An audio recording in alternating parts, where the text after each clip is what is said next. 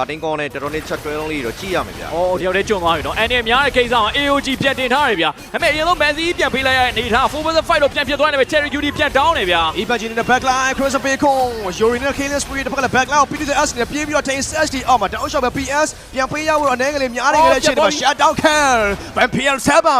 Yuri တောက်လျှောက် double kill သိမ်းပိုက်ထားတယ်ပဲတောက်လျှောက် full man down နေမှာတော့ဒီတစ်ခါရဲပဲ advantage ကို AI Esport ထပ်ထားဖို့တော့ကြိုးစားနေပါဦးမယ် ဒီလိုက၄កောင်လောက်ထိကိုတောင်းသွားတဲ့ချိန်မှာ AI Esport အနေနဲ့ကတော့မေးရဘက်က Tara ကိုတော့တရားပေါက်ရအောင်ယူမဲ့အနေထားတစ်ခုတော့တွေ့ရင်ရတယ်ဗျာတော့ AI Esport အနေနဲ့ဒီလောတော့ AC လေးပဲဆက်လက်ပြီးတော့ရရှိထားခဲ့ပါပြီ AI Esport တော့ရှင်းနေဗျာသူတို့သွားနေကြပုံမှန် format လေးတိုင်းပဲသွားခဲ့တယ်ဗောနော်ဒါကလည်းတော်လေးလုတ်ဖြစ်ခဲ့တယ်ဗျာ PS နေနဲ့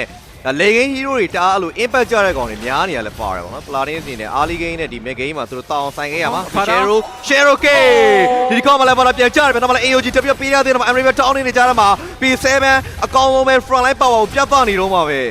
ကဲဒီမှာလည်းပါလာပြီစမမိုဒါစ်တွေကတော့ Ivan ကြီးပြီးသွားခဲ့တဲ့ခိုက်တယ်မှာတော့တစ်ဖက်ကလည်း Messi နဲ့ Uranus damage တွေက only ပဲ Urian က Warcraft passive တွေအောက်မှာတစ်ဖက်ကလည်း full match ချန်ရှိနေခဲ့တဲ့ Paladins ဒီ lot advantage ကိုကာဖို့အတွက်ထပ်ပြီးတော့အခွင့်အရေးရှိနေသေးပဲဗျာ Fada 15 second များ respawning time ပြန်ထွက်လာမယ့်အချိန်တစ်ခုတော့ပြန်ဆောင်မယ်ဒါပေမဲ့ Mania 40 second မှာထွက်မှာဗျာနော်အဲ့တော့10 second အချိန်တစ်ခုရတယ် Paladins နဲ့အချိန်ဆွဲနိုင်မယ်ဆိုရင်တော့ရနိုင်တယ်အရင်ဆုံးတော့ barricade လေးတော့ပြန်ကာထားနေပဲလောကဂျားထဲမှာတော့ပြန်တော့တစ်နေလောက Crystal Throne ကြီးကိုရိုက်တော့ရိုက်နေပြီ initiative ပြန်လှုပ်တိုင်းနေပဲပြန်ဆိုင်မှုတော့ကြိုးစားအောင်ပဲဗျာ Usman Force no dash တော့မလား Yuri question လေးထပ်ပေးလာခဲ့တဲ့ခိုက်တယ်မှာတစ်ဖက်ကလည်း Shero K